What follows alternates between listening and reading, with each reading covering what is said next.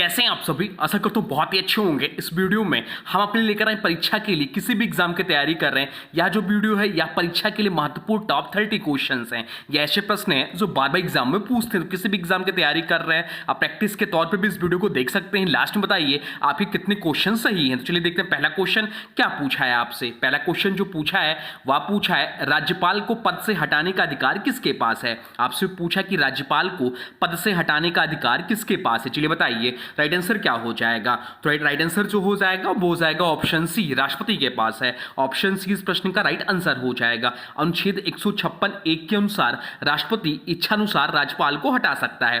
कार्यकाल जो इनका होता है 5 वर्ष का होता है, परंतु अगर राष्ट्रपति चाहे तो बीच में भी हटा सकता है। न्यायिक समीक्षा इस पर लागू नहीं होती। अब चलते हैं अगले प्रश्न की ओर, देखते हैं अगला प्रश्न क्या पूछा है आपसे। अगला प्रश्न जो पूछा है वह पूछा है अंतरिक्ष में जाने वाला पहला भारतीय उपग्रह किस देश की मदद से प्रक्षेपित हुआ था। आपसे पूछा कि अंतरिक्ष में जाने वाला पहला भारतीय उपग्रह किस देश की मदद से प्रक्षेपित हुआ था। बताइए राइट आंसर क्या हो जाएगा। राइट आंसर कमेंट बॉक्स में लिख दीजिए। तो राइट आंसर जो हो जाएगा वो हो जाएगा ऑप्शन बी, रूस सोवियत संघ की सहायता से। आर्यभट्ट इसका नाम था। यह उपग्रह 19 अप्रैल 1975 को लॉन्च हुआ था। लॉन्च साइट जो थी कजाकिस्तान से था। इसरो का यह पहला ऐतिहासिक मिशन था। तो ये सब पॉइंट ध्यान रखिएगा। ये जो सारे क्वेश्चंस हैं ये previous year railway group D में कई किसी न किसी सेट में पूछे गए हैं। अब चलते हैं अगले प्रश्न की ओर, देखते हैं अगला प्रश्न क्या पूछा है आपसे। अगला प्रश्न पूछा है मुगल काल में जजिया कर को पुनः किसने लागू किया। आपसे पूछा कि मुगल काल में जजिया कर को पुनः किसने लागू किया। चलिए बताइए राइट आंसर क्या हो जाएगा। राइट आंसर कमेंट बॉक्स में लिख दीजिए। तो राइट आंसर जो हो जाएगा वो हो जाएगा ऑप्शन सी, औरंगजेब इस प्रश्न का राइट आंसर हो जाएगा। 679 में 1679 में जजिया पुनः लागू किया गया। गैर मुसलमानों पर यह लगाया जाता था। अकबर ने इसे समाप्त किया था 1564 में, परंतु इसके बाद औरंगजेब ने इसे पुनः 1679 में शुरुआत कर दिया। अब चलते हैं अगले प्रश्न की ओर, देखते हैं अगला प्रश्न क्या पूछा है आपसे। अगला प्रश्न जो पूछा है वह पूछा है ऑक्सीजन की खोज किसने की थी। आपसे पूछा है कि ऑक्सीजन की खोज किसने की थी। चलिए बताइए राइट आंसर क्या हो जाएगा। राइट आंसर हो जाएगा ऑप्शन ए, जोसेफ प्रिस्टले ने। जोसेफ प्रिस्टले ने ऑक्सीजन की खोज की थी। कब की थी तो 1774 में इसे खोजा था। लाक्सुयर ने इसका नाम ऑक्सीजन दिया। या पृथ्वी पर जीवन के लिए सबसे आवश्यक गैस है, या जो वायुमंडल में पाई जाती है ऑक्सीजन गैस या 21% लगभग पाई जाती है। सबसे अधिक जो गैस पाई जाती है वो आपका नाइट्रोजन गैस पाई जाती है। 78% वायुमंडल में लगभग पाया जाता है। अब चलते हैं अगले प्रश्न की ओर, देखते हैं अगला प्रश्न क्या पूछा है आपसे। अगला प्रश्न पूछा है भारतीय योजना आयोग को किस संस्था ने प्रतिस्थापित किया। आपसे पूछा है कि भारतीय योजना आयोग को किस संस्था ने प्रतिस्थापित किया। बताइए राइट आंसर क्या हो जाएगा। राइट आंसर हो जाएगा ऑप्शन ए, नीति आयोग ने। नीति आयोग इस प्रश्न का राइट आंसर हो जाएगा। नीति आयोग का जो गठन हुआ था, इसका जो गठन हुआ था वह आपका हुआ था 1 जनवरी 2015 को इसका गठन हुआ था। 1 जनवरी 2015 को इसका गठन हुआ था। इसके अध्यक्ष थे प्रधानमंत्री, इसके अध्यक्ष होते हैं। वर्तमान समय में जो इसके उपाध्यक्ष हैं नीति आयोग के वो सुमन कुमार बेरी हैं। सीईओ जो हैं नीति आयोग के वो BVR सुब्रह्मण्यम हैं। सीईओ जो इसका होता है वह नीति आयोग का कार्यकारी प्रमुख होता है। अब चलते हैं अगले प्रश्न की ओर, देखते हैं अगला प्रश्न क्या पूछा है आपसे। अगला प्रश्न पूछा है फोटोसिंथेसिस की प्रक्रिया में कौन सी गैस मुक्त होती है। आपसे पूछा है कि फोटोसिंथेसिस की प्रक्रिया में कौन सी गैस मुक्त होती है। चलिए बताइए राइट आंसर क्या हो जाएगा। तो राइट आंसर जो हो जाएगा वो हो जाएगा ऑप्शन बी, ऑक्सीजन इस प्रश्न का राइट आंसर हो जाएगा। फोटोसिंथेसिस प्रक्रिया में जो है ऑक्सीजन गैस मुक्त होती है। सूर्य प्रकाश और क्लोरोफिल इसके लिए आवश्यक होता है। अब चलते हैं अगले प्रश्न की ओर, देखते हैं अगला प्रश्न क्या पूछा है आपसे। अगला प्रश्न जो पूछा है वह पूछा है भारतीय संविधान के किस भाग में राजनीति निर्देशक तत्व हैं। आपसे पूछा कि भारतीय संविधान के किस भाग में राजनीति निर्देशक तत्व हैं। तो राजनीति निर्देशक तत्व जो लिए गए थे वो आयरलैंड के संविधान से या प्रेरित है। या भी एग्जाम में पूछता है तो ध्यान रखिएगा। और या जो है भाग 4 में ऑप्शन सी इस प्रश्न का राइट आंसर हो जाएगा। अनुच्छेद जो है 36 से 51 के बीच में नीति आयोग जो है राजनीति निर्देशक तत्व जो है यह संबंधित है, या आयरलैंड से लिया गया। ये राज्य को सामाजिक आर्थिक न्याय हेतु दिशा देते हैं। अब चलते हैं अगले प्रश्न की ओर, देखते हैं अगला प्रश्न क्या पूछा है आपसे। अगला प्रश्न पूछा है विश्व का सबसे छोटा महाद्वीप कौन सा है। आपसे पूछा है कि विश्व का सबसे छोटा महाद्वीप कौन सा है। चलिए बताइए राइट आंसर क्या हो जाएगा। राइट आंसर हो जाएगा ऑप्शन बी, ऑस्ट्रेलिया। ऑस्ट्रेलिया इस प्रश्न का राइट आंसर हो जाएगा। ऑस्ट्रेलिया विश्व का सबसे छोटा महाद्वीप है। सबसे बड़ा महाद्वीप कौन सा, तो सबसे बड़ा महाद्वीप जो है वह एशिया महाद्वीप। इसका जो क्षेत्रफल है वो 76 लाख किलोमीटर है। इसका जो क्षेत्रफल है वो लगभग 76 लाख किलोमीटर है। केवल एक देश है, एक महाद्वीप। इसे आइसलैंड का कॉन्टिनेंट भी कहते हैं। अब चलते हैं अगले प्रश्न की ओर, देखते हैं अगला प्रश्न क्या पूछा है आपसे। अगला प्रश्न जो पूछा है वह पूछा है कौन सा ग्रह सुबह का तारा और शाम का तारा कहलाता है। आपसे पूछा कि कौन सा ग्रह सुबह का तारा और शाम का तारा कहलाता है, बताइए राइट आंसर क्या हो जाएगा। राइट आंसर हो जाएगा ऑप्शन बी शुक्र ग्रह। शुक्र ग्रह इस प्रश्न का राइट आंसर हो जाएगा। पृथ्वी के सबसे नजदीकी ग्रह होता है शुक्र ग्रह। इसकी चमक सबसे अधिक होती है, सूर्योदय से पहले या सूर्यास्त के बाद दिखाई देता है। अब चलते हैं अगले प्रश्न की ओर, देखते हैं अगला प्रश्न क्या पूछा है आपसे। अगला प्रश्न जो पूछा है वह पूछा है भारत के पहले परमाणु विस्फोट का कोड नेम क्या था। आपसे पूछा है कि भारत के पहले परमाणु विस्फोट का कोड नेम क्या था, बताइए राइट आंसर क्या हो जाएगा। राइट आंसर हो जाएगा option A operation smiling Buddha. इस प्रश्न का राइट आंसर हो जाएगा। भारत का पहला परमाणु परीक्षण जो हुआ था वह हुआ था 18 मई 1974 को पोखरण राजस्थान में। प्रधानमंत्री इस समय थी इंदिरा गांधी के नेतृत्व में। यह भारत का पहला पीसफुल न्यूक्लियर एक्सप्लोजन था। अब चलते हैं अगले प्रश्न की ओर, देखते हैं अगला प्रश्न क्या पूछा है आपसे। अगला प्रश्न पूछा है मानव शरीर की सबसे छोटी हड्डी कौन सी है। आपसे पूछा है कि मानव शरीर की सबसे छोटी हड्डी कौन सी है। तो मानव शरीर की सबसे छोटी हड्डी जो है वो ऑप्शन है स्टेपीज है, या कान के पास पाई जाती है। तो यहीं अगर आपसे पूछ लेता कि सबसे बड़ी हड्डी कौन सी, तो फीमर है जो कि जांग की हड्डी है। अब चलते हैं अगले प्रश्न की ओर, देखते हैं अगला प्रश्न क्या पूछा है आपसे। अगला प्रश्न पूछा भारत का पहला ग्रीन एनर्जी आधारित रेलवे स्टेशन कौन सा है। आपसे पूछा है कि भारत का पहला ग्रीन एनर्जी आधारित रेलवे स्टेशन कौन सा है, चलिए बताइए राइट आंसर क्या हो जाएगा। राइट आंसर हो जाएगा ऑप्शन डी गुवाहाटी। इस प्रश्न का राइट आंसर हो जाएगा। 2017 में गुवाहाटी जंक्शन पूरी तरह सौर ऊर्जा से संचालित हुआ। भारत का पहला कार्बन न्यूट्रल स्टेशन बनने की दिशा में। अब चलते हैं अगले प्रश्न की ओर, देखते हैं अगला प्रश्न क्या पूछा है आपसे। अगला प्रश्न जो पूछा है वह पूछा है किस पर्वत श्रृंखला को नीला पर्वत कहा जाता है। आपसे पूछा है कि किस पर्वत श्रृंखला को नीला पर्वत कहा जाता है, बताइए राइट आंसर क्या हो जाएगा।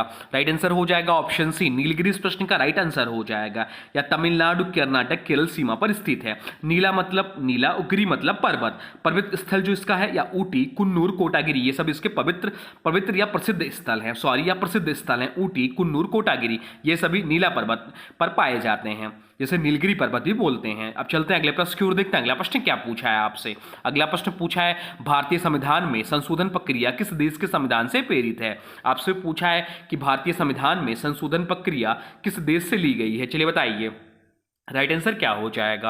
राइट आंसर हो जाएगा ऑप्शन सी दक्षिण अफ्रीका से। ऑप्शन सी इस प्रश्न का राइट आंसर हो जाएगा।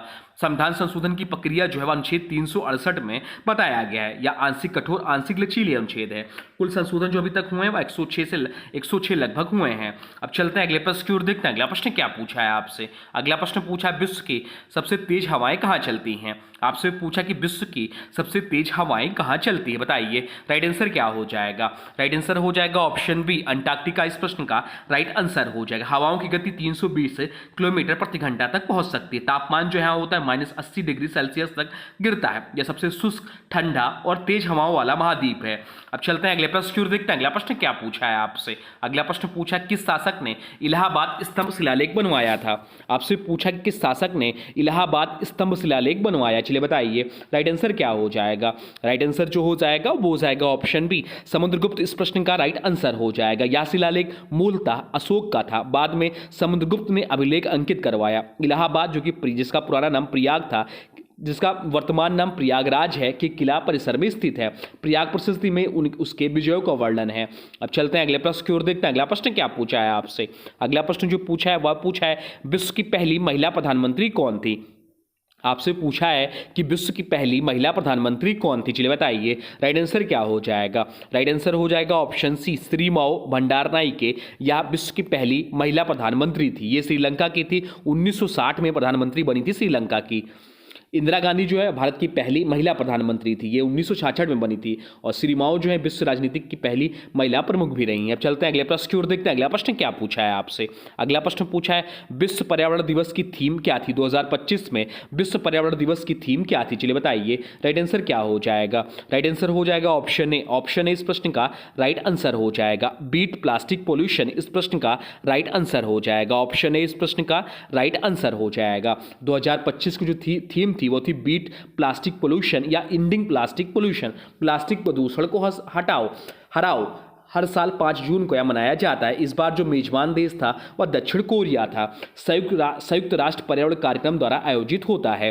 अब चलते हैं अगले प्रश्न की ओर, देखते हैं अगला प्रश्न क्या पूछा है आपसे। अगला प्रश्न पूछा है गुलाम वंश की स्थापना किसने की। आपसे पूछा है कि गुलाम वंश की स्थापना किसने की, बताइए राइट आंसर क्या हो जाएगा। तो राइट आंसर जो हो जाएगा वो हो जाएगा ऑप्शन सी, कुतुबुद्दीन ऐबक ने गुलाम वंश की स्थापना की थी। 1206 में दिल्ली सल्तनत की नींव रखी। इसे सलाइबी डायनेस्टी भी कहा जाता है, स्लेव डायनेस्टी भी कहा जाता है। ऐबक ने कुतुब मीनार का निर्माण शुरू किया था। अब चलते हैं अगले प्रश्न की ओर, देखते हैं अगला प्रश्न क्या पूछा है आपसे। अगला प्रश्न पूछा है भारत में रेल का राष्ट्रीयकरण कब हुआ। आपसे पूछा कि भारत में रेल का राष्ट्रीयकरण कब हुआ, चलिए बताइए राइट आंसर क्या हो जाएगा। राइट आंसर हो जाएगा ऑप्शन सी, 1951 में। पहले भारत में 42 निजी रेल कंपनियां थे। 1951 में सबको मिलाकर इंडियन रेलवेज बना। विश्व का चौथा सबसे बड़ा रेल नेटवर्क है। और पहली बार जो ट्रेन चली थी भारत में वो 1853 में मुंबई से थाने के बीच में चली थी। अब चलते हैं अगले प्रश्न की ओर, देखते हैं अगला प्रश्न क्या पूछा है आपसे। अगला प्रश्न पूछा है भारत में सबसे अधिक कोयला उत्पादक राज्य कौन सा है। आपसे पूछा है कि भारत में सबसे अधिक कोयला उत्पादक राज्य कौन सा है, बताइए राइट आंसर क्या हो जाएगा। राइट आंसर हो जाएगा ऑप्शन ए, झारखंड इस प्रश्न का राइट आंसर हो जाएगा। झारखंड लगभग 27% कोयला उत्पादन करता है। इसके प्रमुख क्षेत्र है झारिया, बोकारो, रानीगंज। भारत विश्व का दूसरा सबसे बड़ा कोयला उत्पादक देश है। अब चलते हैं अगले प्रश्न की ओर, देखते हैं अगला प्रश्न क्या पूछा है आपसे। अगला प्रश्न पूछा है विटामिन B12 का रासायनिक नाम क्या है। आपसे पूछा है कि विटामिन B12 का रासायनिक नाम क्या है। तो विटामिन B12 का रासायनिक नाम जो है साइनोकोबालामिन है। ऑप्शन सी इस प्रश्न का राइट आंसर हो जाएगा। या लाल रक्त कोशिकाओं के निर्माण में सहायक है। इसकी कमी से पेनक्रियोसिस एनीमिया रोग होता है। इसके जो स्रोत हैं वो दूध, अंडा, मछली आदि है। अब चलते हैं अगले प्रश्न की ओर, देखते हैं अगला प्रश्न क्या पूछा है आपसे। अगला प्रश्न पूछा है भारत की पहली जनगणना कब हुई थी। तो भारत की पहली जनगणना जो दी गई थी, दिए गए ऑप्शन में है, वो ऑप्शन बी इस प्रश्न का राइट आंसर हो जाएगा। भारत में पहली नियमित जनगणना जो हुई थी वो 1881 में थी। जनगणना की शुरुआत जो हुई थी वो 1874 में हुई थी, लॉर्ड मेयो के समय में। परंतु जो नियमित जनगणना होना स्टार्ट हुआ वो 1881 में शुरुआत हुई। 1881 में लॉर्ड रिपन के समय पहली नियमित जनगणना हुई। इसका जो अंतराल होता है जनगणनाओं के बीच में 10 वर्षीय अंतराल पर होता है। 2021 की जनगणना कोविड के कारण स्थगित हुई।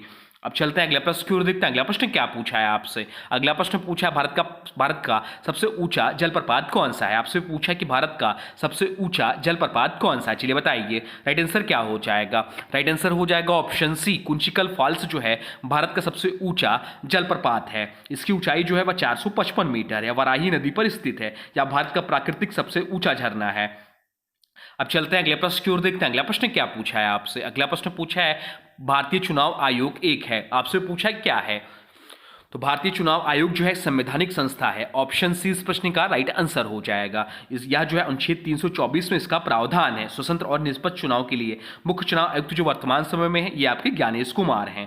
अब चलते हैं अगले प्रश्न की ओर, देखते हैं अगला प्रश्न क्या पूछा है आपसे। अगला प्रश्न पूछा है संविधान सभा की स्थायी अध्यक्षता किसने की। आपसे पूछा कि संविधान सभा की स्थायी अध्यक्षता किसने की, बताइए राइट आंसर क्या हो जाएगा। राइट आंसर हो जाएगा option B, doctor Rajendra Prasad इस प्रश्न का राइट आंसर हो जाएगा। सच्चिदानंद सिन्हा जो थे वो अस्थायी अध्यक्ष थे। 9 दिसंबर 1946 के बाद में डॉक्टर राजेंद्र प्रसाद स्थायी अध्यक्ष चुने गए। 11 दिसंबर 1946 को संविधान का मसौदा समिति के अध्यक्ष जो थे वो डॉक्टर भीमराव अंबेडकर थे, ये भी ध्यान रखिएगा। अब चलते हैं अगले प्रश्न की ओर, देखते हैं अगला प्रश्न क्या पूछा है आपसे। अगला प्रश्न पूछा है विश्व की सबसे ऊंची ज्वारीय सीमा कहाँ पाई जाती है। आपसे पूछा कि विश्व की सबसे ऊंची ज्वारीय सीमा कहाँ पाई जाती है, बताइए राइट आंसर क्या हो जाएगा। राइट आंसर हो जाएगा ऑप्शन बी, फंडी खाड़ी कनाडा में जो कि है यहाँ सबसे ऊंची ज्वारीय सीमा पाई जाती है। ज्वार का अंतर जो होता है 16 मीटर तक पहुंचता है। अटलांटिक महासागर में स्थित है। अब चलते हैं अगले प्रश्न की ओर, देखते हैं अगला प्रश्न क्या पूछा है आपसे। अगला प्रश्न जो पूछा है वह पूछा है दैत्य शासन की शुरुआत किस अधिनियम से हुई। आपसे पूछा है कि दैत्य शासन की शुरुआत किस अधिनियम से हुई, बताइए राइट आंसर क्या हो जाएगा। राइट आंसर जो हो जाएगा वो हो जाएगा ऑप्शन सी, भारत सरकार अधिनियम 1919 के द्वारा प्रांतीय स्तर पर